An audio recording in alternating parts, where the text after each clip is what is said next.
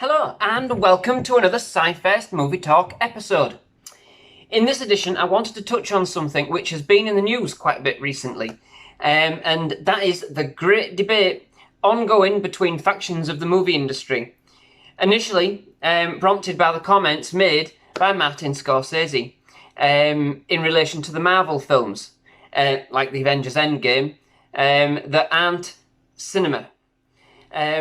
Following Scorsese's comments, there's been a raft of comments and arguments from actors and directors alike in both camps, each trying to justify their case. Given my love for all things and all kinds of and all forms of film, I wanted to offer my thoughts on this subject, as I'm sure many others have. Now, I wanted to offer a disclaimer at this point, as I often do in quite a lot of my videos, which some of you may already be aware. I do love the Marvel films. So take from that what you may, whichever side of the fence you're on. Simply put, in my opinion, like all forms of art, cinema is and should be accessible to all and for all. Cinema is an art form, however you look at it. And like all forms of art, film comes in many guises for all the niche areas of interest, right through to those for the mainstream audience. For me, cinema should be about forgetting, for the short term you're watching the movie, what's going on in the outside world. To be transported to a faraway land where anything can happen. Cinema should capture the hearts and minds of its viewers. All films, regardless of whether or not you personally like them or not, involve a significant amount of work hours, employing a significant amount of personnel and offering a creative outlet for the people who work on them in the design, creation, and implementation. Not to mention the amount of work they create as they are being filmed. For all of the teams and companies that service the movie, those that get a boom from the filming in their location in terms of income from additional promotions, potential tourism, and that's just to name a few.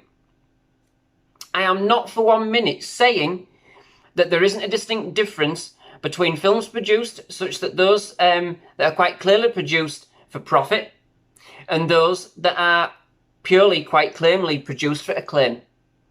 However, that doesn't diminish the work and effort that is involved in any particular film. For example, the case in point with the Russo brothers, from the series of Marvel films they have produced, you can get a feeling for just the labour of love that they put into those movies, but also through the overall storytelling arc and characters they had managed to install in their films. I think it would be irresponsible and arrogant to ignore the fact that even if you believe that movies such as the Marvel series are not cinema, the fact that these movies do exist bring in thousands, no, in fact millions of people to the cinema to see and escape using this medium. Perhaps some that may not have even gone before, gone to cinema previously.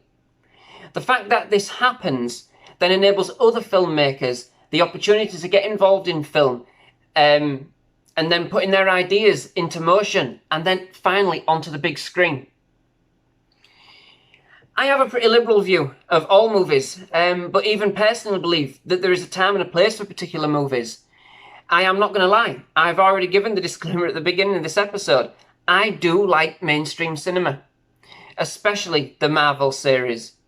On a Saturday night, sitting down with the family, I want a big blockbuster. I want a big blockbuster movie, bold, brass, large and colourful, loud, extravagant. However, having a hard day at work, I want to sit back sometimes and escape with a zany comedy or two.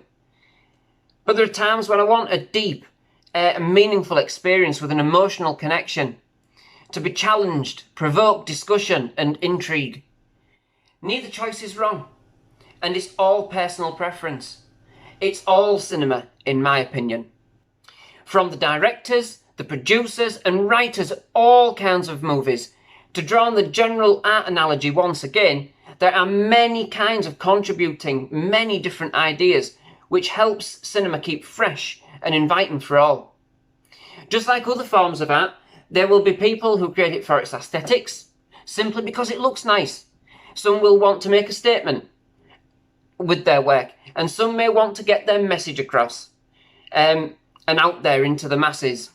The same can be said for cinema in general. I deliberately haven't gone into specifics with regards to comments made by the respective parties in the debate.